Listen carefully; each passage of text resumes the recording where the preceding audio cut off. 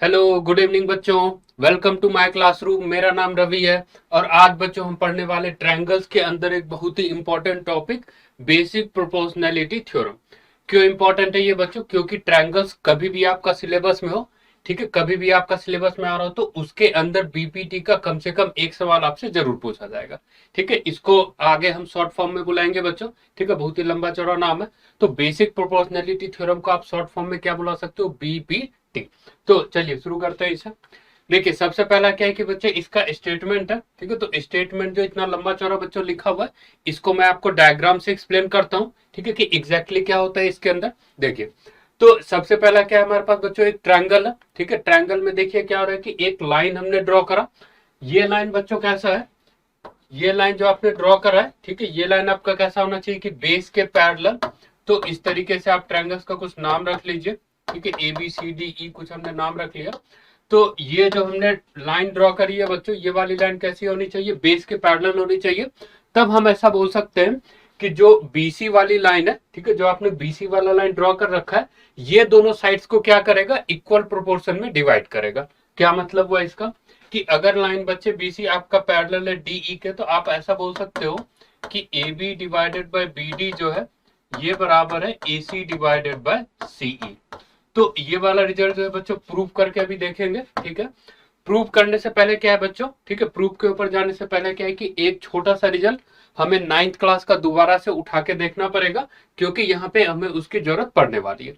देखिए रिजल्ट क्या होता है कि आपके पास मान लीजिए बच्चों दो ट्रायंगल्स है और दोनों ट्रायंगल्स में खास प्रॉपर्टी है कि दोनों ट्रायंगल्स जो है ना on the same base and between the same parallel lines है। ठीक है, अगर आपका दोनों triangle between on the same base, ठीक है, and between the same parallel lines है, तो हम ऐसा बोलते हैं बच्चों कि दोनों ट्रायंगल का एरिया कैसा होगा? आपस में सेम होगा। तो ये वाला रिजल्ट बच्चों आपको याद रखना है। ठीक है, यहाँ पे हम क्या करेंगे? इसको यूज करेंगे। तो देखिए शुरू करते हैं। जब इसको आप प्रूफ करने जा रहे हो तो क्या करना पड़ेगा बच्चों? सबसे पहले थोड़ा बहुत कंस्ट्रक्शन चाहिए होगा इसमें। सबसे पहला कंस्ट्रक्शन क्या है कि आप क्या करो, बी और ई को मिलाओ, सी और डी को मिलाइए। फिर उसके बाद आप क्या कीजिए कि सी से एक परपेंडिकुलर ड्रॉ ए बी के ऊपर और बी से एक परपेंडिकुलर ड्रॉ करो ए सी के ऊपर।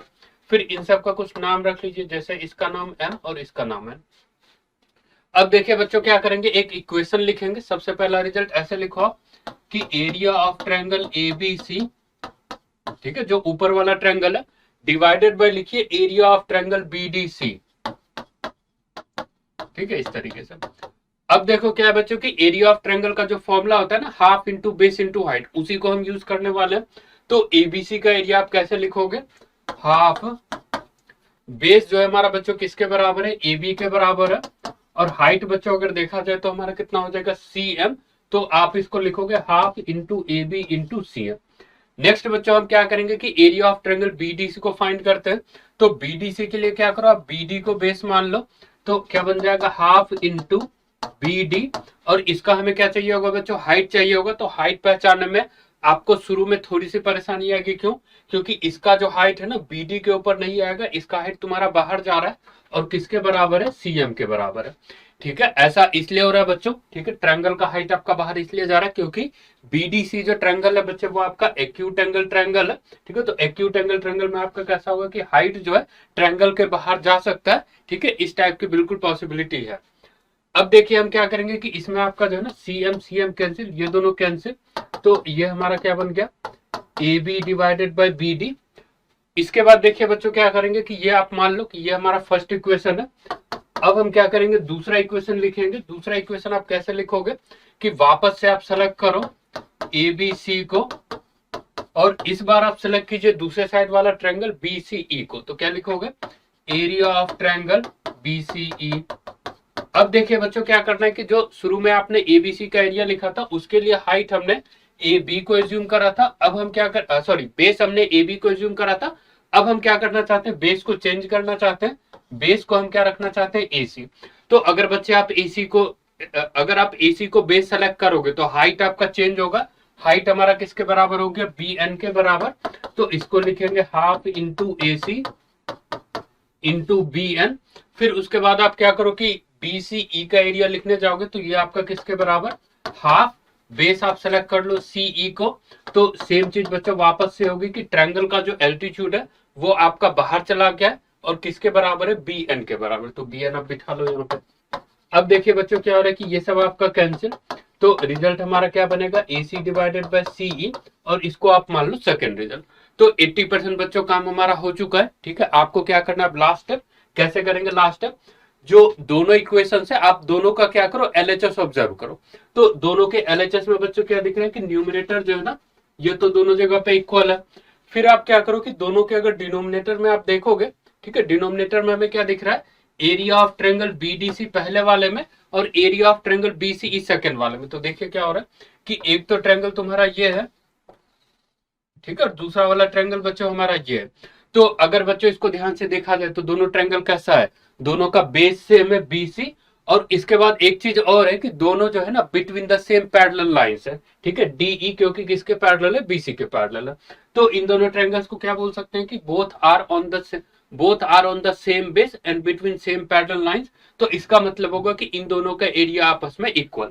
तो जैसे ही बच्चों एरिया इक्वल हो गया तो क्या मतलब हुआ इसका कि जो आपका एलएचएस लिखा हुआ है वो आपस में इक्वल है। तो इसका मतलब क्या होना चाहिए कि जो बच्चों आरएचएस लिखा हुआ ये भी आपका कैसा होगा, आपस में एग्जैक्टली सेम। तो क्या रिजल्ट निकल के आएगा फर्स्ट और सेकंड से कि A B divided by B D equal to A C divided by CE. तो यही बच्चों आपका क्या होता है, बीपीटी होता है। ठीक है, ये होता है आपका सबसे बेसिक वाला रिजल्ट। इससे आप क्या कर सकते हो, एक दो रिजल्ट और डिराइव कर सकते हो। कैसे कि आप जो है ना एलएचएस आरएचएस प्लस वन कर देना और जो भी चीज निकल के आए ना उसका आप उल्टा कर देना। ठीक है, तो एक दो रिजल्ट आपके पास और बनेंगे। बाकी मैं आपके लिए डायरेक्ट लिख देता हूं। ठीक है, आप ऐसे लिख सकते हो कि ए बी डिवाइडेड बाय, ठीक है, ये जो लेंथ ए बी है इसको आप क्या करो, पूरे लेंथ से डिवाइड कर लो। तो A B divided by A D को आप लिख सकते हो ए बी के कोरस्पॉन्डिंग, देखिए कौन सी साइड आएगी, कोरस्पॉन्डिंग मत बोलो। ठीक है, ऐसे बोल सकते हैं कि जो सामने में हमें दिख रहा है तो ए बी के साथ में दिख रहा है ए सी। फिर आप देखिए कि एडी के साथ में क्या दिख रहा है, तो एडी के साथ में हमें दिख रहा है एई। तो आप ऐसा बोल सकते हो कि A B divided by AD जो है ना वो बराबर होगा एसी बाय ई। अगर उसको उल्टा कर दे तो एक रिजल्ट और आ जाएगा बच्चों। अगर आप चाहो तो इस वाले रिजल्ट को भी उल्टा कर दो, तो ऐसे बोल सकते हैं कि B D divided by A B equal to CE divided by A C. केवल आपको बच्चों इतना ध्यान रखना है कि इस साइड से अगर आपने बी डी सेलेक्ट करा तो इस साइड से सीई को उठाइए। फिर अगर डिनोमिनेटर में अगर आपने डी ए को सेलेक्ट कर रखा है तो दूसरे साइड से भी डिनोमिनेटर को ई ए सेलेक्ट कीजिए। ठीक है, तो इसी रिजल्ट को आप दो तीन तरीके से लिख सकते हो। बाकी जो हमारा सबसे बेसिक सबसे इंपॉर्टेंट वाला रिजल्ट है वो आपका ये है। तो इसके बाद बच्चों क्या है कि ये तो हो गया आपका बीपीटी। ठीक है, इसका एक कन्वर्स भी होता है, तो कन्वर्स भी देख लेते हैं। ठीक है, इसका स्टेटमेंट लिखा हुआ, इसको मैं आपको एक्सप्लेन कर देता हूँ डायग्राम से। तो ऐसा हो रहा है बच्चों की वापस से एक हमारे पास ट्रायंगल है और आपने क्या करा कि एक लाइन ड्रॉ करा। ये लाइन जो है बच्चा को, ये लाइन जो है बच्चों नॉर्मल वाली लाइन नहीं है। ठीक है, ऐसे रैंडम नहीं ड्रॉ कर रहे हैं हम। क्या कर रहे हैं कि इस लाइन के साथ एक प्रॉपर्टी है। क्या प्रॉपर्टी है, ध्यान से देखिए कि मान लीजिए इस तरीके से हमारा ट्रायंगल है। ठीक है, और ये सब हमारे वर्टिसेज है। तो आपसे ये बोला गया कि ये जो लाइन हमने ड्रॉ करी है ना, इस लाइन ने क्या करा, इन दोनों साइड्स को इक्वल प्रोपोर्शन में डिवाइड कर दिया। तो इक्वल प्रोपोर्शन में डिवाइड करने का मतलब है कि अब आपको गिवन कंडीशन है A B divided by B D और इक्वल टू है बच्चों ये A C divided by CE. ठीक है, अब ये क्वेश्चन में गिवन, आपको प्रूव करने की जरूरत नहीं है। ठीक है, तो अब क्या कर सकते हो बच्चों, इससे एक कंक्लूजन निकाल सकते हो। इससे आप डायरेक्ट बोल सकते हो कि भाई अगर ये प्रोपोर्शनली तुम्हारा डिवाइड हो रहा है तो बीच वाली जो लाइन है ना वो लाइन तुम्हारे क्या होनी चाहिए, बेस के पैरेलल होनी चाहिए। तो ध्यान रखना है बच्चों, जब बीपीटी पढ़ रहे हो, ठीक है, बीपीटी को जब हम देख रहे हैं तो वहां पे क्या होता है कि लाइन जो है वो आपको गिवन है कि पैरेलल है और आपको प्रूव करना है कि साइड्स प्रोपोर्शनल है। और जब इसका कन्वर्स देख रहे हैं तो वहां पे क्या होता है कि आपको गिवन है कि साइड्स प्रोपोर्शनली डिवाइड हो रहा है और आपको क्या प्रूव करना पड़ेगा कि लाइन जो है इसके क्या है, पैरेलल है। तो ये बच्चों हो गया हमारा थ्योरी वाला पार्ट। ठीक है, एक दो क्वेश्चन के टाइप्स भी करके देखते हैं इसके ऊपर। तो फर्स्ट वाला देखिए, सिंपल सा ही करते हैं। ठीक है, इसमें आपको लेंथ बच्चों गिवन है, एडी की लेंथ गिवन है x के बराबर। ठीक है, फिर उसके बाद क्या गिवन है बच्चों, db जो है ये आपका x माइनस टू के बराबर है। फिर इसके बाद देखिए AE का लेंथ गिवन है x प्लस टू और EC का जो लेंथ है बच्चों ये कितना गिवन है, x माइनस वन। ठीक है, और आपसे पूछा जा रहा है x। ठीक है, और साथ में हमें क्या गिवन है कि DE जो है बच्चों BC के पैरेलल है। ठीक है, ये वाली लाइन इसके पैरेलल है। तो जो बच्चों बीपीटी हमने पढ़ रखा है उसको आपको क्या करना है, डायरेक्ट यहाँ पे अप्लाई करना है। कैसे अप्लाई करोगे कि अगर ईडी आपका बीसी के पैरेलल है तो क्या लिख सकते हैं बीपीटी से, AE divided by EC equal to लिख सकते हो AD डिवाइडेड बाय DB। तो जैसे ही बच्चों ये हमने लिख लिया, इसके बाद आपको क्या करने की जरूरत है, जो भी हमने लेंथ वहां पे लिख रखा है x के टर्म में, उसको वहां पे सब्स्टिट्यूट कीजिए। तो AE की लेंथ आप क्या रखोगे, x प्लस 2, EC की लेंथ हम क्या रखेंगे, x माइनस 1, फिर AD की लेंथ बिठाइए x के बराबर और DB की लेंथ यूज करोगे x माइनस 2। तो अब बच्चों इसको क्या करना है, केवल क्रॉस मल्टीप्लाई करके आपको सॉल्व करना है। तो चलिए सॉल्व करते हैं। क्रॉस मल्टीप्लाई करोगे तो x plus 2 into x minus 2, चलिए एक स्टेप और लिख लेते हैं, और साइड में आप क्या लिखोगे, RHS में x इंटू एक्स माइनस 1। तो a plus B into A minus B लग रहा है बच्चों, तो क्या बन जाएगा एक्स स्क्वायर माइनस 4, और साइड में आपका क्या बन जाएगा एक्स स्क्वायर माइनस एक्स। तो कैंसिल कर दीजिए इसको, तो x की वैल्यू क्या निकल के आ जाएगी बच्चों, 4 के बराबर। ठीक है, चलिए नेक्स्ट वाला सवाल, एक सवाल और करके देखते हैं, ठीक है, जो थोड़ा सा डिफिकल्ट है। इसमें भी देखिए, जैसे ट्रायंगल आपका चैप्टर है ना, तो डिफिकल्ट बनाने का एक तरीका क्या होगा कि बहुत सारे रिजल्ट्स को एक साथ यूज किया जाए, 2-3 थ्योरम्स को एक साथ यूज करके आपसे सवाल पूछा जाए। दूसरा तरीका क्या हो सकता है कि जो डायग्राम क्वेश्चन का बने ना, वो आपका बहुत ज्यादा कॉम्प्लिकेटेड हो, ठीक है, जैसे इस टाइप का डायग्राम। तो इस टाइप के क्वेश्चंस में क्या करने की जरूरत है बच्चों की, आप क्वेश्चन को ढंग से पढ़िए, जो भी इंफॉर्मेशन हमें नजर आ रही है कोई डायग्राम में, उसको नोट करते जाइए, ठीक है, डायग्राम में आप शो करते जाओ, और फिर कोशिश क्या करेंगे कि जो हमसे बोला जा रहा है उसको प्रूव करके देखो। तो देखिए सवाल पढ़ना शुरू करते हैं। ऐसा बोला जा रहा है कि ट्रायंगल ABC DBC जो है ना, वो आपका same side of base BC है, ठीक है। फिर उसके बाद बोला जा रहा है कि from A point P on BC PQ parallel to AB, ठीक है। तो ये बोला जा रहा है कि ये जो बच्चे आपका PQ है ना, वो किसके पैरेलल है, AB के पैरेलल है। तो आप इसको डायग्राम में शो कर दो। फिर ऐसा बोला जा रहा है बच्चों कि PR पैरेलल टू BD, इसको भी डायग्राम में शो कीजिए कि ये वाली जो साइड है ये इस साइड के पैरेलल है।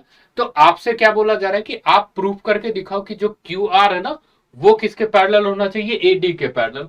तो QR बच्चों ये वाला साइड है, तो इस साइड को आपको किसके पैरेलल शो करना है, AD के पैरेलल शो करना है। तो BPT का बच्चों सवाल है, ठीक है, तो हम क्या करेंगे, BPT को यूज करेंगे। इसमें आपको क्या करना पड़ेगा, ट्रायंगल्स को सेलेक्ट करना पड़ेगा। तो सबसे पहले देखो, ये वाली जो इन्फॉर्मेशन है ना कि ये वाली साइड इस वाली साइड के पैरेलल है, ठीक है। सबसे पहले इस इंफॉर्मेशन को यूज करते हैं। कैसे यूज करोगे, आप सबसे पहले लिखो इन ट्रायंगल ABC, ठीक है। इन ट्रायंगल ABC क्या हो रहा है बच्चों, AB पैरेलल है PQ के। तो आप क्या लिख सकते हो, BPT की हेल्प से क्या लिखेंगे कि CP डिवाइडेड बाय BP किसके बराबर हो जाएगा, CQ डिवाइडेड बाय QA। कैसे लिख पा रहे हैं कि ये साइड इसके पैरेलल है, तो ये डिवाइडेड बाय ये, ठीक है, इक्वल टू कितना होगा बच्चों, ये डिवाइडेड बाय ये। अब देखिए बच्चों क्या है कि फर्स्ट वाला ट्रायंगल जब हमने लिख लिया, ठीक है, फर्स्ट वाला जो इन्फॉर्मेशन है उसका हमने यूज कर लिया। अब हम क्या करते हैं, सेकंड इन्फॉर्मेशन के ऊपर चलते हैं। सेकंड इन्फॉर्मेशन ये है बच्चों कि ये वाली साइड जो है ना, इस वाले साइड के क्या है, पैरेलल है। तो इस इन्फॉर्मेशन को बच्चों अगर यूज करना है तो कौन सा ट्रायंगल चाहिए होगा, BCD ट्रायंगल की जरूरत पड़ेगी। तो चेंज कीजिए ट्रायंगल और लिखिए इसको इन ट्रायंगल BCD।